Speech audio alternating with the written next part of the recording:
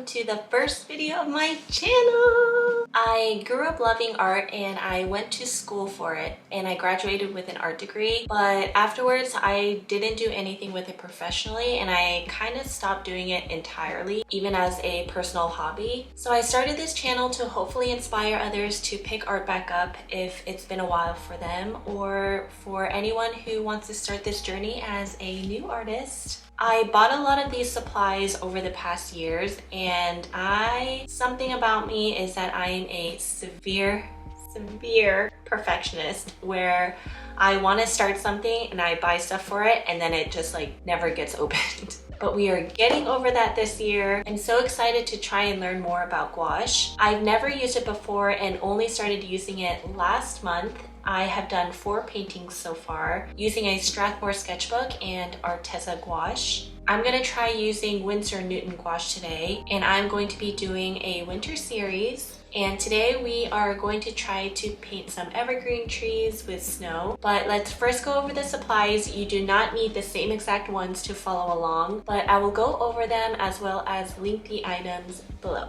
So let's get started.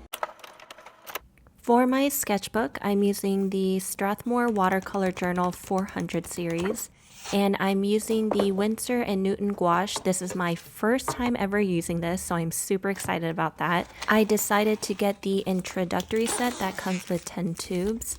I also had a fun idea for my Instagram to use Washi Stickers as reference pics. I got this set from Amazon and absolutely love them. I am experimenting with different paintbrushes from Princeton and have 3 different types, but only used 2 brushes for this painting. Out of the Washi Stickers, I chose the Snow Dream one for this series, and I wanted to start off with one that looked easiest. These are the colors I used for this painting, but I ended up not using the primary yellow and used some Spectrum Red.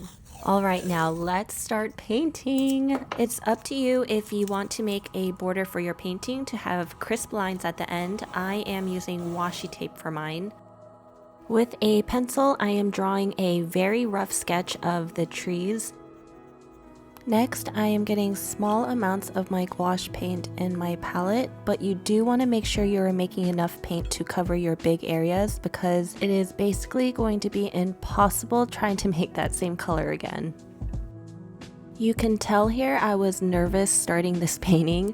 There's something about that first page of a new sketchbook, but for any of my severe perfectionists out there, 2024 is the year we stop letting that get in our way of thriving.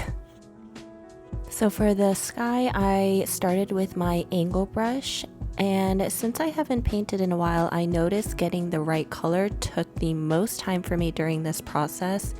It took me a while to get the color that I wanted for the sky using the 2 blues and the white. But I will say right off the bat, I personally noticed a drastic difference between my Arteza and Winsor and Newton gouache. This was so much easier to use and it was more creamy and opaque. So I was able to do multiple layers for the blue sky until I was happy with the outcome.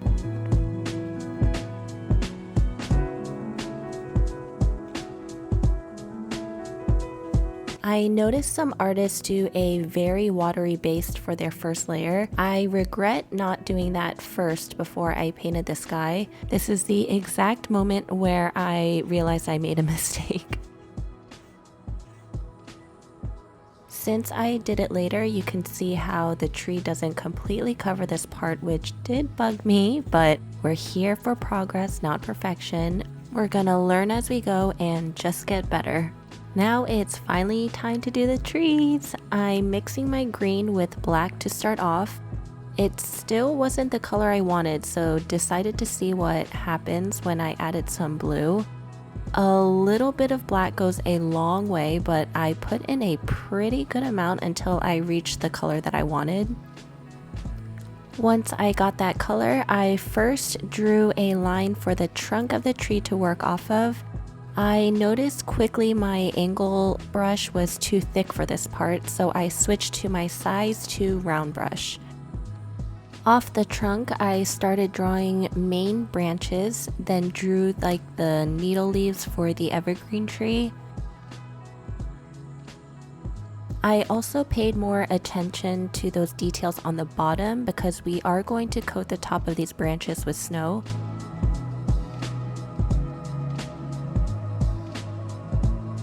As you go down a tree, make sure the branches and leaves start to look more full.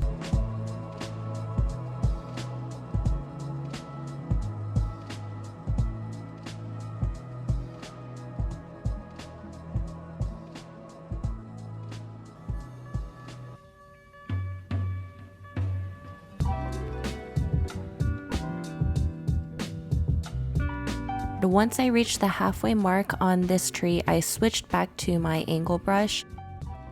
I do wish I had a flat brush to do this painting. This is how it looks like, and this is the angle brush that I'm currently using.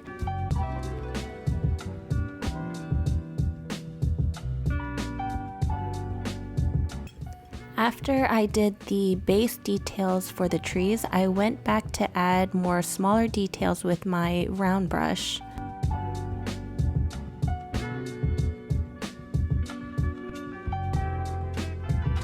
I then went in with basically straight black to get those shadows in the trees. I focused on the lower part of the branches as well as the middle where the trunk is.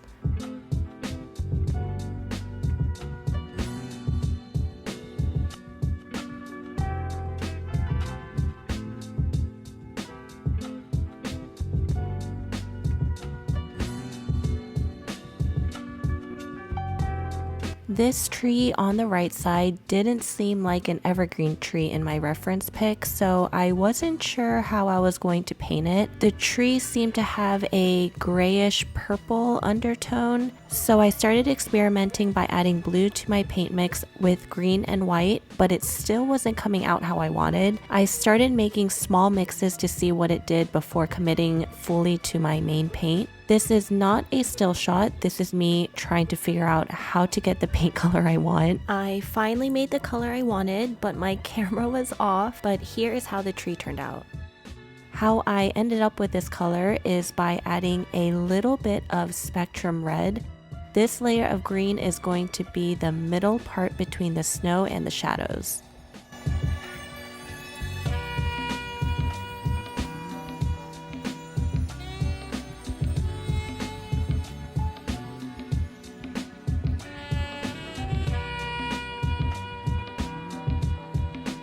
This is the part where this painting all comes together. I'm using white straight out of my tube with very little water. You can tell how scared I am to commit to this part. People who are experienced in gouache are probably just like, slap it on there. But I did get more confident with my brush strokes as I went on. I'm making sure to top the whole top part of each branch, just how you would imagine snow falling down on them.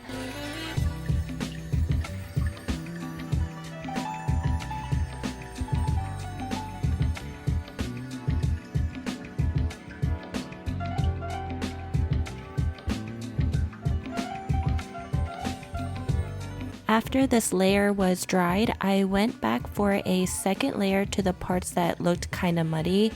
I really wanted that white snow to pop in certain parts. The motion I used to paint the snow on this tree is the same way I painted the base of the tree, which is the part I forgot to record earlier.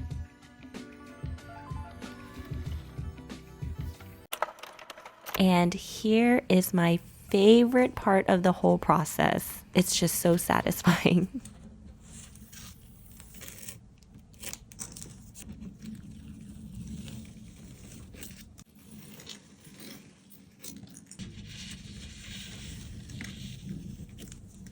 Well friends, I hope this was fun and easy to follow along, and if you did do this painting, please tag me. I would love to see them. For any experienced gouache artists, please let me know any tips or recommendations in the comment below. And that is it for this video. Stay safe and healthy out there, and I will see you guys in the next one.